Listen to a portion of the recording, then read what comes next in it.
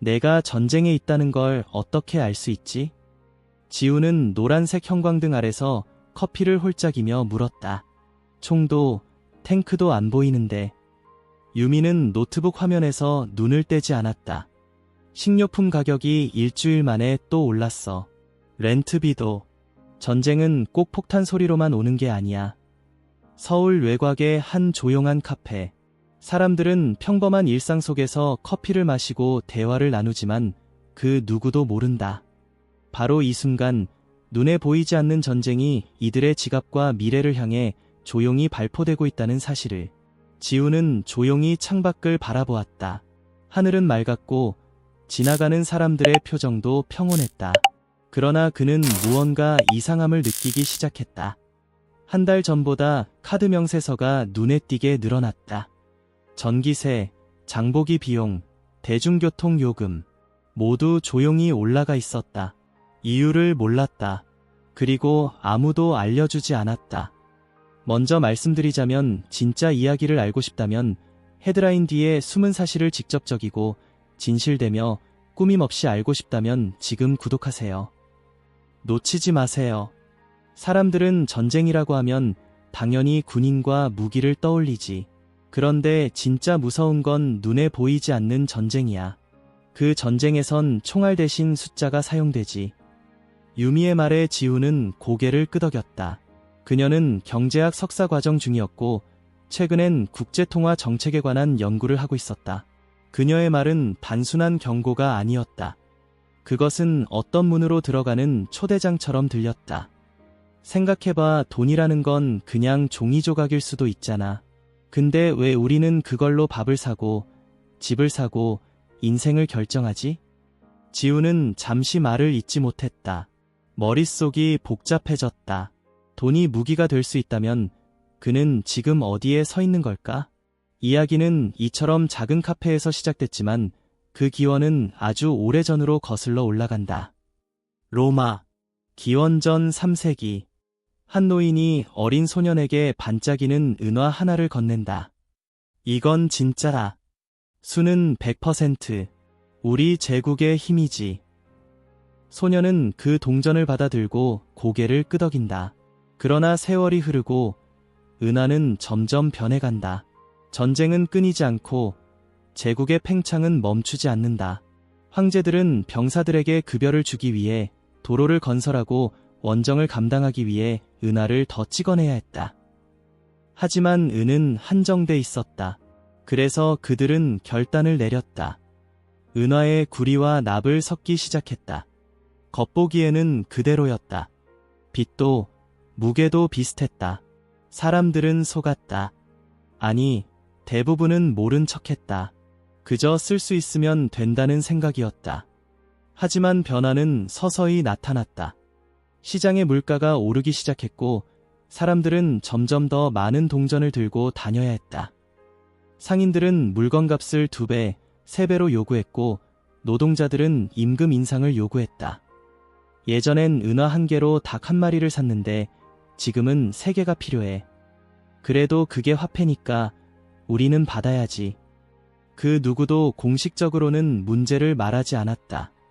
그러나 제국은 내부에서부터 무너지기 시작했다. 동전의 가치는 점점 사라졌고 사람들은 신뢰를 잃어갔다. 바깥의 적보다 내부의 부패가 더 무서운 법이었다. 지우는 유미가 들려준 이야기를 며칠 동안 곱씹었다. 로마가 무너진 이유가 전쟁 때문이 아니라 자기가 만든 돈 때문이라고. 정확히는 그 돈을 믿었던 사람들이 실망했기 때문이지. 시간은 흘러 1930년대. 대공황의 그림자가 전 세계를 덮는다. 미국, 영국, 프랑스, 일본, 경제가 무너지고 수출이 막히자 국가들은 살아남기 위한 방법을 찾는다. 우리 통화를 약하게 만들자. 그래야 수출품이 싸지고 해외에서 사줄 거야. 영국은 먼저 움직였다. 근본이제를 포기하고 파운드를 약세로 만들었다. 미국도 따라했다. 달러의 가치를 낮추고 금과의 연결고리를 조정했다. 프랑스, 이탈리아, 일본 모두 달려들었다. 결과는 혼란이었다. 통화 가치가 낮아지자 수입품은 비싸졌고 생활비는 올랐다. 국민의 분노는 커졌고 정치적 긴장은 극에 달했다. 이 시기를 경제학자들은 이웃을 거지로 만들기라고 불렀다. 경쟁적인 평가절하. 모두가 자기만 살겠다고 화폐를 조작한 끝에 모두가 함께 가라앉았다. 그리고 그 절망은 제2차 세계대전으로 이어졌다. 이것이 바로 또 다른 형태의 전쟁이었다.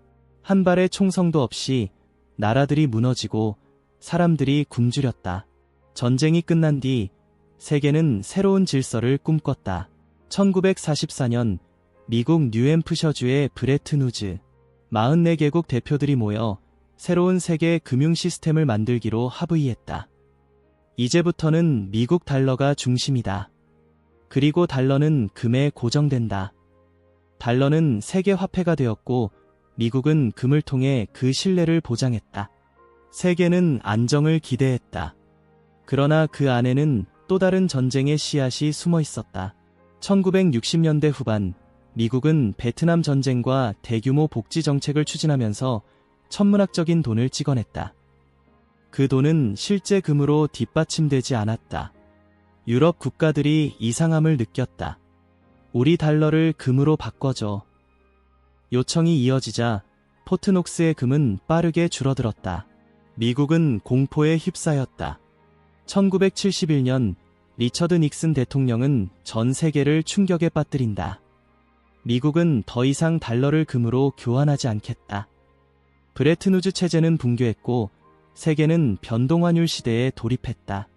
이제 각국은 자국 통화를 자유롭게 조작할 수 있게 되었고 새로운 형태의 화폐 전쟁이 시작되었다. 1985년 일본은 경제의 정점에 있었다. 수출은 호황이었고 제조업은 전 세계를 장악하고 있었다. 미국은 위기감을 느꼈다. 무역 적자가 너무 크다. 달러를 약세로 만들어야 해. 미국, 일본, 독일, 프랑스, 영국은 플라자 합의라는 이름으로 통화 개입을 결정한다. 달러는 약하게, 엔화와 마르크는 강하게. 결과는 치명적이었다.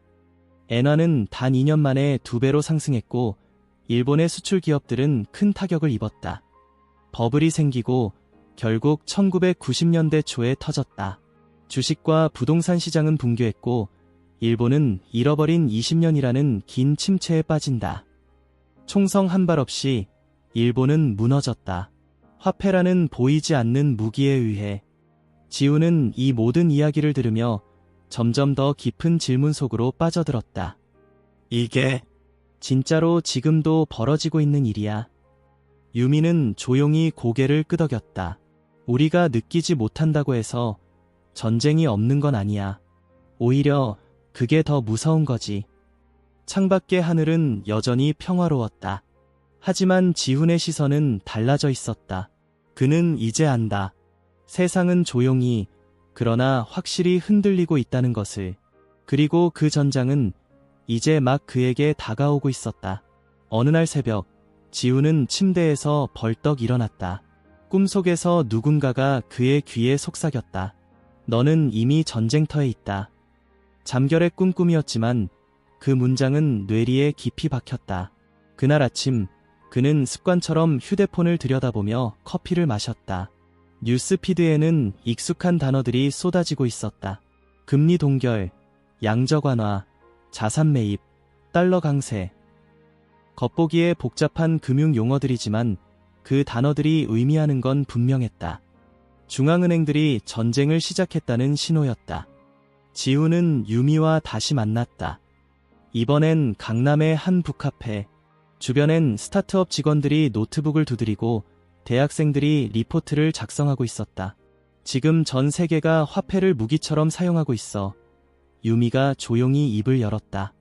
전쟁터가 바뀐 거야. 지금은 금리가 총알이고 통화정책이 미사일이야. 지훈은 고개를 갸웃했다. 근데 왜 아무도 다치지 않는 것처럼 보여? 유미는 씁쓸하게 웃었다. 그게 바로 이 전쟁의 무서운 점이야. 다치고 있는 사람들이 자신이 피 흘리고 있다는 걸 몰라. 중앙은행은 기준금리를 0에 가깝게 낮추거나 때론 음수로 만든다. 양적 완화라는 이름으로 시중에 어마어마한 돈을 풀어낸다. 은행들은 그 돈을 받아 주식과 부동산, 원자재에 쏟아붓는다. 자산 가격은 치솟고 일부는 그 안에서 막대한 부를 얻는다. 그러나 대부분의 사람들은 다르다. 임금은 그대로인데 생활비는 점점 오른다. 점점 더 많은 돈이 필요한데 그 돈은 더 이상 진짜 돈이 아니다. 실물과 연결되지 않은 단지 시스템 안의 숫자일 뿐이다. 그날 밤 지우는 노트북 앞에 앉아 유튜브 다큐멘터리 하나를 봤다. 1997년 태국의 바트화가 갑자기 붕괴되던 시기의 영상이었다. 은행 앞에 줄을 선 사람들, 계좌에서 돈을 인출하려는 군중, 문을 닫는 기업들. 이렇게 갑자기 무너졌지? 배경은 이랬다. 당시 태국 정부는 바트화를 미국 달러에 고정시켜 안정성을 유지하려 했다. 하지만 외국 자본이 빠르게 빠져나가면서 그 고정 환율을 유지할 수 없게 됐다. 결국 정부는 환율 방어를 포기했고 통화는 폭락했다. 그 충격은 태국에서 그치지 않았다. 곧바로 인도네시아, 말레이시아, 한국, 필리핀 등 아시아 전역으로 퍼졌다. 투자자들은 아시아 국가들의 통화에 대해 의심했고 자금을 걷어갔다. 기업들은 파산했고 수백만 명이 일자리를 잃었다. 진짜 무서운 건 아무도 총을 쏘지 않았다는 거야, 유미가 말했다. 하지만 경제는 무너졌고 사람들은 삶을 잃었어. 지우는 화면을 멍하니 바라봤다. 모두들 정상처럼 보이는 세상에서 너무 쉽게 모든 것이 무너진다. 며칠 후 두 사람은 다시 만났다. 이번에는 경제신문 한 면 전체에 걸린 기사가 그들을 자극했다. 위안화 국제화 가속, 중국, 금 보유량 확대. 이제는 미국이랑 중국이 싸우고 있는 거네. 지훈이 물었다. 이건 조용한 전쟁이야. 군사적 충돌 대신 화폐와 제재를 이용하지, 유미가 답했다. 중국은 위안화의 국제적 입지를 높이기 위해 자국 통화를 점점 더 개방하고 있었다. 동시에 금을 대량으로 매입하며 달러 시스템에 대한 대안을 준비하고 있었다. 미국은 이에 대응해 금융 제재와 기술 제재, 그리고 달러 강세 전략을 펼쳤다. 달러가 강해지면 다른 나라는 힘들어져, 유미가 설명했다.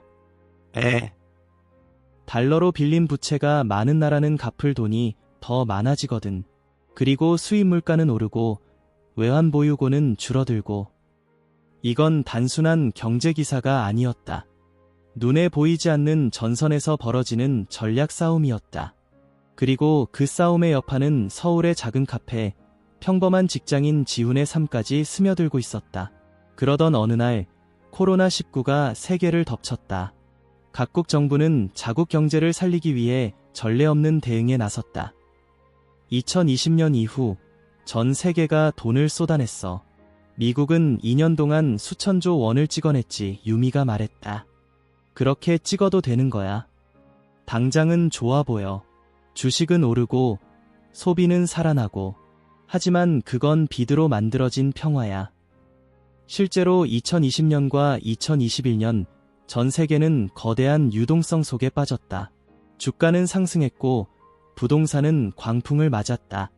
그러나 그 후폭풍은 2022년에 찾아왔다. 인플레이션 40년 만에 최고치. 연준, 공격적 금리 인상 단행. 신흥국 외환위기 재점화. 이제 달러는 다시 강해졌고 많은 국가들이 고통을 겪기 시작했다. 스리랑카는 국가 부도를 선언했고 터키는 하이퍼인플레이션에 시달렸다. 문제는 이런 정책들이 한 나라만 살리려고 만든 거라는 거야. 근데 실제로는 수십 개 나라를 망가뜨려. 지우는 처음으로 느꼈다. 이 모든 것이 자신과 관계없는 국제 뉴스가 아니라는 것을. 나도 이 전쟁의 피해자일 수 있어. 그는 편의점에서 샀던 라면 가격이 2달 만에 300원이나 오른 걸 떠올렸다. 월급은 그대로인데 지출은 계속 늘고 있었다. 저축은 줄었고 불안감은 커졌다. 그럼 우린 어떻게 해야 해? 지훈이 물었다. 유미는 잠시 생각에 잠겼다가 조용히 입을 열었다. 정보를 아는 게 첫걸음이야. 시스템이 어떻게 돌아가는지 알아야 해. 그래야 움직일 수 있어. 그녀는 메모장을 꺼냈다. 첫째, 자산을 분산해야 해. 전부 현금으로만 들고 있는 건 위험해. 실물 자산, 예를 들어 금이나 토지처럼 본질적 가치를 가진 것에 일부를 넣는 거야. 둘째, 중앙화된 시스템 밖의 수단도 고려해야 해. 요즘은 디지털 자산이나 블록체인 기반 기술도 주목할 필요가 있어. 셋째, 금융 뉴스나 중앙은행 발표 같은 걸 주기적으로 확인해. 그게 앞으로 무슨 일이 일어날지 알려주는 힌트니까. 지우는 조용히 고개를 끄덕였다. 그는 더 이상 그저 월급만 바라보는 평범한 시민이 아니었다. 전쟁 중인 전장 한가운데에서 살아남기 위해 눈을 뜨기 시작한 전사였다. 마지막으로 유미가 말했다. 그리고 절대 잊지 마. 이건 내가 선택하지 않아도 이미 시작된 전쟁이야. 하지만 너는 선택할 수 있어. 무지로 지는 쪽에 설지, 아니면 준비된 사람으로 설지.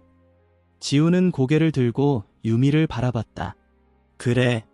이제 나도 싸울 준비를 해야겠어. 조용하지만 치명적인 이 전쟁에서. 그날 밤, 지우는 노트북을 켜고 첫 번째 파일을 만들었다. 제목은 단순했다. 플랜 B. 이와 같은 이야기들을 더 보고 싶으시다면 명확하고 검증되며 왜곡 없는 이야기들, 지금 구독하고 누구보다 한 발 앞서 나가세요.